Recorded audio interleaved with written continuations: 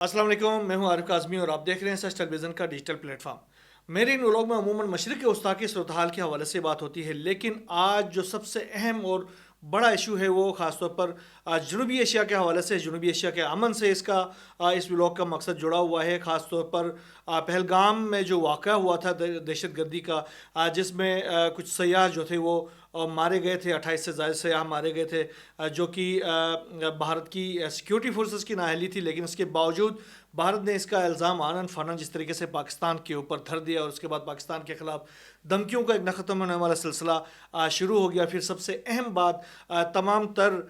जो दहशत गर्दी या 28 अफराद के मारे जाने से सूरत हाल को ले जाकर एकदम एक ऐसे मामले की तरफ भारत ने उसका रुख मोड़ दिया जो कि बिल्कुल तसव्वुर से बाहर था, यानी इंडस वाटर ट्रीटी के हवाले से, जो कि बिल्कुल एक नॉन क्वेश्चनेबल एक चीज़ है जिसके ऊपर बात नहीं होनी चाहिए थी। लेकिन भारत ने उस दहशत गर्दी को लेकर इंडस वाटर ट्रीटी के हवाले से एक अहम तरीन फैसला कर लिया, जो कि उसके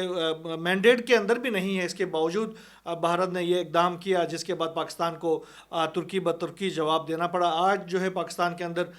बड़ी अहम किस्म की इजलास मुनक्किद की गई इस हवाले से, ख़ासतौर पर नेशनल सिक्योरिटी कौंसल की और इसमें नेशनल सिक्योरिटी कमेटी की, और जिसमें हमारी जो क़यादत थी वो तमाम मौजूद थी, फ़ौजी क़यादत, सियासी क़यादत, और इस क़यादत ने बड़े अहम किस्म के फ़ैसले किए और बहुत ही जानदार किस्म का मौक़िफ़ सामने आया है। यानी मैं ये कहूँ तो बेजाना होगा कि पाकिस्तान के जो अवाम है, जो कि 1947 से अब तक जो उनके मुतालबात थे कि इंडिया के ख़िलाफ़ एक सख्त तरीन एक स्टांस होना चाहिए हमारा, आज हमारी जो कौमी क़यादत है उसने वो स्टांस ले लिया है, और इंडिया के ख़िलाफ़ जो स्टांस ले लिया है वो इंतहाई शानदार है। और अवाम जो है वो बहुत खुश है। पाकिस्तान की अवाम जो है वो ऐसे ही एक रिस्पॉन्स की तवक्को करती थी अपनी क़यादत से, जो कि आज हमारी क़यादत ने बाकायदा तौर पर दिया है। नेशनल सिक्योरिटी कौंसल इजलास के दौरान जो अहम तरीन फ़ैसले किए गए, जिसका एलामिया जारी किया गया, उसके मुताबिक पहला काम तो ये किया गया है कि जो भारत की जो आबी जहारियत है, ख़ासतौर पर इंडस वाटर ट्रीटी को मुअत्तल करने के हवाले से, उसके ऊपर सख्त तरीन रद्द अमल ज़ाहिर किया गया है और उसको नाकाबिल कबूल करार दे दिया गया। उसके साथ साथ कहा गया है कि पाकिस्तान ने पानी को अपना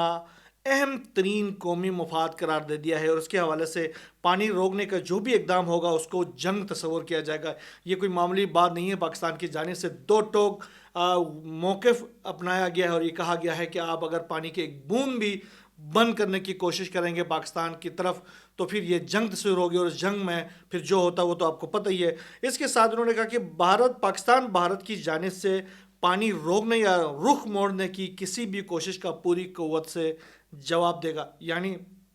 फिर हम आपको फिर नहीं छोड़ेंगे, आप जो भी करें। अगर आप ये चाहते हैं कि फिर इंडिया जो है वो बिल्कुल सहरा में तब्दील हो जाए, वो बयाबानों में तब्दील हो जाए, तो फिर आप ये काम कर सकते हैं। ऐसे तो आप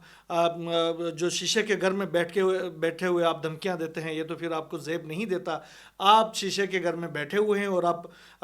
दूसरों के ऊपर पत्थर फेंक रहे हैं, तो जब आपके ऊपर पत्थर फेंका जाएगा तो फिर आपके शीशे नहीं रहेंगे। दूसरी तरफ उन्होंने कहा कि पाकिस्तान ने सबसे जो अहम तरीन जो फैसला किया है, इसके साथ साथ एक तो ये फैसला है कि जंग तस्वीर होगा, दूसरा ये फैसला किया है कि पाकिस्तान के जो भारत के साथ जो ख़ास तौर पर जो अहम तरीन मुआहदे हैं, दो तरफा मुआहदे हैं, उनको मुअत्तल करने पर गौर किया जाएगा। ख़ासतौर पर शिमला मुआहदा, जिसको मुअत्तल करने के बारे में पाकिस्तान गौर कर रहा है। अगर ये शिमला मुआहदा मुअत्तल करता है पाकिस्तान, तो फिर ये जो आपकी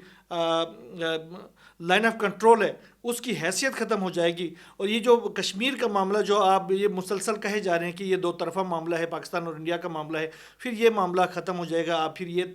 दावा नहीं कर सकेंगे। फिर जो कश्मीर के जो लोग हैं वो आपका जो हाल करने वाले हैं वो आपको बहुत अच्छी तरह पता है। फिर पाकिस्तान के जो अवाम है वो फिर आपके साथ क्या करेंगे। ये जो शिमला माहदा है इससे भी हम निकल सकते हैं। दूसरी तरफ पाकिस्तान ने वाघे बॉर्डर, मतलब ट्रेड का जो तमाम जो पाकिस्तान इंडिया के साथ जो ट्रेड कॉरिडोर्स थे उसको भी बंद करने का फैसला किया गया। सबसे जो अहम फैसला है वो वाघा बॉर्डर को बंद कर दिया गया है। तमाम क्रॉस बॉर्डर ट्रांजिट जो है वो 30 अप्रैल तक जो है वो पाकिस्तान से निकल जाने का हुक्म दे दिया गया। इसके साथ साथ پاکستان نے افغان ٹرانزٹ ٹریڈ جو ہے اس میں سے یہ بھی ختم کر دیا بھارت کے ساتھ، چونکہ جو افغان جو ٹرانزٹ ٹریڈ ہے اس میں جو افغانستان سے جو آئٹمس آ کے پاکستان کی سوئل یوز کرتے ہوئے انڈیا چلے جاتے تھے، یا انڈیا سے جو چیزیں آ کے افغانستان جا رہے تھے، اس تمام تجارت کو بھی بند کر دیا، جس کے نتیجے میں یہ ایک بہت بڑا ایک تجارتی گیپ جو ہے پاکستان اور افغانستان اور انڈیا کے درمیان بھی یہ آ جائے گا۔ اس کے ساتھ جو ہے انڈین ایئر لائنز جو کہ ایک بہت بڑی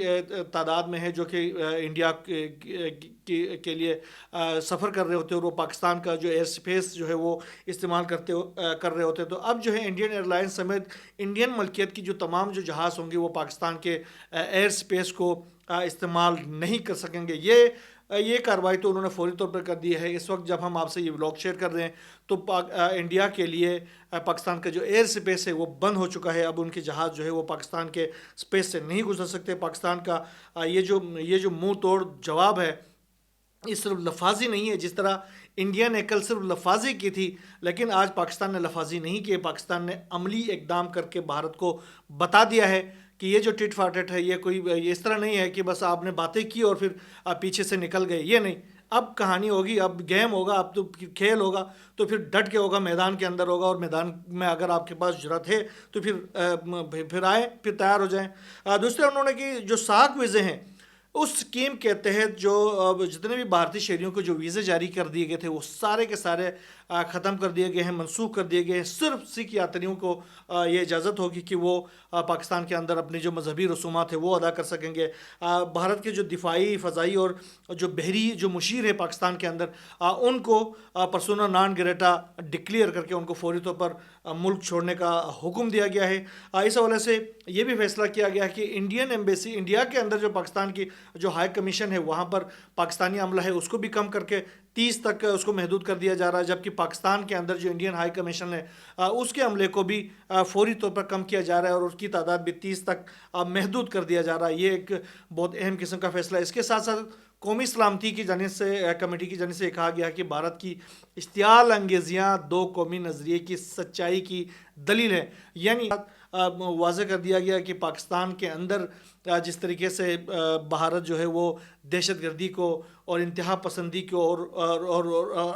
آزادی کی جو نام نہاد تحریکیں ہیں ان کو ہوا دینے کی کوشش کرتا ہے۔ اس حوالے سے کہا گیا کہ کلبھوشن یادیو جو ہے وہ جو بھارت کی دہشت گردی کا زندہ ثبوت پاکستان کے پاس موجود ہے، اور پاکستان دہشت گردی کے خلاف جو عالمی جنگ ہے اس میں صف اول کا کردار ادا کر رہا ہے، تو ایسے ایک ملک جو کہ امن عالم کے لیے کردار ادا کر رہا ہے، وہ انڈیا کے اندر وہ کیوں اس طرح کے کوئی واقعہ کرے گا؟ اگر 7 لاکھ سے 9 لاکھ فوج آپ رکھتے ہوئے پہلگام کا واقعہ کراتے ہیں تو پھر آپ کی سب سے بڑی نااہلی ہے، آپ پھر کیا کر رہے ہیں وہاں پر؟ اتنے سارے فوج لے کر وہ فوج کیا کر رہی تھی؟ اور اس کے علاوہ ابھی خواجہ آصف صاحب جو کہ وزیر دفاع ہیں پاکستان کے، اس کے ساتھ نائب وزیر اعظم اور وزیر خارجہ اسحاق ڈار صاحب، اور پھر عطا تارڑ صاحب جو کہ پاکستان کے وزیر اطلاعات ہیں، سمیت دیگر وزراء کی جانب سے بھی کچھ دیر پہلے جو پریس کانفرنس کی گئی اس میں بھی واضح کر دیا گیا کہ اتنے جو افواج انڈیا کے اندر مقبوضہ کشمیر کے اندر رکھنے کے باوجود آپ نے اس واقعے کو کیسے ہونے دیا؟ آپ کی افواج وہاں پر، اور اس کے ساتھ ساتھ آپ نے کچھ جو غیر ملکیوں کو لا کر وہاں پر ان کو اکوپ کیا ہوا ہے ملٹریلی، اور وہ اسلحے سے لیس ہے، اور وہ وہاں پر کیا کردار ادا کر رہے ہیں، وہ کیوں وہاں پر موجود تھے؟ یہ کچھ ٹیسٹ ایکٹیویٹیز ان دنوں کے اندر انڈیا کی جانب سے مقبوضہ کشمیر کے اندر، سری نگر کے اندر کیے جا رہے تھے، اقدامات کیے جا رہے تھے، ان کا کیا کردار تھا وہاں پر، کیوں یہ چیزیں ہو رہی تھی؟ اور یہ سارا کچھ امت شاہ کا وہاں پر موجود ہونا، اور امت شاہ، اور اس کے بعد پھر فوری طور پر، مطلب ابھی واقعہ ہوا ہے، ابھی رپورٹ سامنے آئی ہے، اور اس کے فوراً بعد پاکستان کے اوپر الزامات دھر دینا، یہ کیسے جسٹیفائی کریں گے بھارت کی جو گورنمنٹ ہے یا بھارت کی جو دفاعی جو حکام ہے، اور اس کے باوجود انہوں نے اس طرح کا غیر سنجیدہ قسم کے الزامات جو ہے پاکستان کے خلاف کیے، اور اس کے بعد ایک ایسا غیر سنجیدہ فیصلہ کیا گیا جو کہ 2 سے 3 جو بڑی جنگیں ہوئی ہیں پاکستان اور انڈیا کے درمیان، جو 65 کی جنگ ہے، 71 کی جنگ ہے، پھر کرگل کی جنگ ہے، اس دوران بھی انڈس واٹر ٹریٹی کو ختم نہیں کیا تھا، لیکن آج کہ کیا ایسی آفت پڑی تھی آپ کے اوپر کہ آپ نے مرے ہیں پہلگام میں اور پھر آپ نے انڈس واٹر ٹریٹی کو ختم کرنا کا فیصلہ کر لیا؟ تو یہ آپ کے جو مستقبل کے جو ڈیزائنس ہیں ان ڈیزائنس کو واضح کرتے اور ان ڈیزائن کے خلاف پاکستان کی جو قیادت ہے اس نے کلیئر کر دیا ہے کہ یہ پھر جنگ تصور ہوگی، اور جنگ جو ہے وہ پھر کوئی محدود جنگ نہیں ہوگی۔ خواجہ آصف نے ایک بار پھر کہا کہ یہ جو ٹٹ فار ٹٹ ہوگا اور اینٹ کا جواب پتھر سے دیا جائے گا، اور انہوں نے یہ بھی واضح کر دیا گیا اگر انڈیا نے کوئی شرارت کی، کوئی ایک گولہ پھینکا اور کوئی عام شہری کوئی ایک بھی زخمی ہوا تو پھر ہم کچھ نہیں دیکھیں گے، پھر انڈیا کے اندر بھی ایسا کچھ ہوگا، پھر ہم کہیں نہیں دیکھیں گے کہ کمبیٹنٹ قوم ہے کون ہے تو پھر نان کمبیٹنٹ قوم ہے کون ہے، پھر ہم جو ٹوٹل وار کریں گے آپ کو جو نقصان اٹھانا پڑے گا اس کا آپ تصور بھی نہیں کر سکتے۔ اس کے ساتھ ساتھ انہوں نے کہا کہ مودی جو کہ دہشت گردی کے اندر دنیا کا واحد شخص ہے جس کے اوپر دہشت گردی کے الزامات ہیں، اور اس نے گجرات کے اندر ہزاروں لوگوں کو اس نے مسلمانوں کو شہید کر دیا، بچر آف گجرات اس کو کہا گیا، اس کو مختلف ممالک امریکہ سمیت مختلف ممالک نے اس کے لیے ویزا پابندی لگا دی، لیکن جب وہ وزیر اعظم بنا تو اس کی یہ جو پابندیاں تھیں وہ ختم ہو گئی۔ لیکن ایک ایسا شخص جو کہ سرٹیفائڈ دہشت گرد ہے دنیا کے اندر واحد، جو کہ اب وزیر اعظم بھی بن چکا ہے، وہ پاکستان کے اوپر دہشت گردی کے الزامات لگائیں تو یہ پھر تک نہیں بنتا ہے۔ تو بہرحال انڈیا کو ہوش کے ناخن لینے پڑیں گے۔ اگر انڈیا کی جانب سے اگر کوئی اس طرح کا غیر سنجیدہ رویہ اختیار کیا جاتا ہے، غیر سنجیدہ ایکٹیویٹی کی جاتی ہے، تو اس کی جو نتائج ہوں گے وہ بڑے ہی بھیانک ہوگی۔ پاکستان کی جو عوام ہے، پاکستان کی قوم ہے، پاکستان کی جو فوج ہے وہ ہائی الرٹ ہے، عوام بالکل فوج کے ساتھ کھڑی ہے، اور وہ کسی بھی انڈین ڈیزائن کو فوری طور پر اس کو ناکام بنانے کے لیے تیار بیٹھے ہیں، اور اس کا صرف ناکام نہیں بنایا جائے گا بلکہ اس کا سخت ترین جواب دیا جائے گا، جس کے نتیجے میں انڈیا کو بہت سخت قسم کے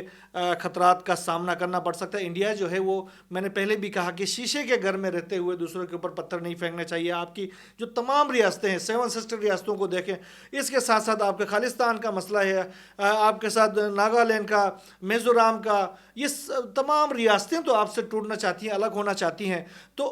اور ان تمام ریاستوں کے اندر آپ کو اندازہ بھی آپ کو پتہ ہے کہ یہ جو وہاں پر آزادی کی جنگ ہے وہ کس نہج پہ پہنچی ہوئی ہے، اور اگر آپ یہ جو حرکتیں کریں گے تو پھر آپ کے لیے ٹوٹنے سے آپ کو کوئی نہیں بچا سکتا۔ بہرحال یہ پاکستان کی جو قوم کی آج بہترین قسم کی پاکستانی قیادت نے ترجمانی کی ہے، اور پاکستان کی قوم جو ہے اپنی فوجی اور سول جو قیادت ہے، سیاسی قیادت ہے، اس کے ساتھ کھڑی ہے، اور انڈیا کی جانب سے کوئی بھی اقدام کیا جاتا ہے مستقبل میں تو اس کا جو رسپانس آئے گا وہ بڑا ڈساسو قسم کا آئے گا۔ دوسری طرف مقبوضہ کشمیر کی سے ہم ذرا نکل کے مشرق وسطیٰ کی طرف جاتے ہیں، جہاں تو اسرائیل کی جانب سے گزشتہ 24 گھنٹوں کے دوران مسلسل کارروائیاں کی گئی ہیں، خاص طور پر فلسطین کے جو عام شہری ہیں ان کے خلاف، جس کے نتیجے میں تقریباً 39 فلسطینی جو ہیں وہ شہید ہو چکے ہیں اور 105 سے زائد زخمی ہو چکے ہیں۔ خواتین اور بچوں کی بہت بڑی تعداد ہوتی ہے جو کہ اسرائیلی ایئر ریڈز کا نشانہ بنتی ہے۔ لوگ ہیں وہ آ کر اپنے گھروں کے ان ملبے کے ساتھ ساتھ انہوں نے اپنے ٹینٹ لگا کے وہاں پر بیٹھنے کی کوشش کرتے ہیں، لیکن اسرائیل جو ہے اب ان کو نشانہ بناتا ہے، جس کے نتیجے میں عام جو شہری ہیں وہ شہید ہوتے ہیں۔ دوسری طرف جو امریکہ کی جانب سے یمن کے مختلف علاقوں پر جو حملوں کا سلسلہ ہے وہ جاری ہے اسی طریقے سے، اور اس میں کمی نہیں آئی ہے۔ حدیدہ ہو یا صنع ہو یا پھر مختلف جو ان کی جو گورنریٹس ہیں، ان تمام کے اوپر امریکہ کی جانب سے مسلسل حملے کیے جاتے ہیں۔ گزشتہ 24 گھنٹوں کے دوران بھی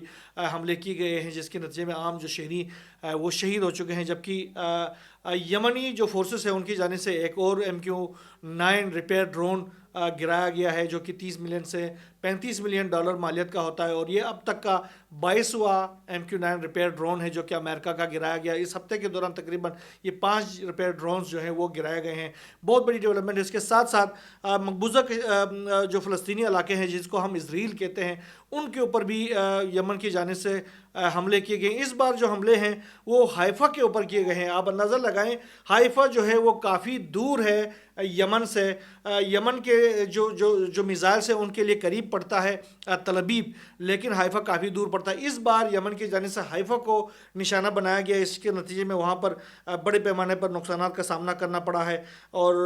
جو عام شہری ہیں وہ بھی ان کو بھی کافی نقصانات کا سامنا کرنا پڑا، جبکہ ایک فوجی ان کی جو بیس ہے اس کو نشانہ بنایا گیا، جس کے نتیجے میں وہاں پر فورسز کے ہلاک ہونے کی کافی اطلاع سامنے آ رہی ہے۔ اس کے علاوہ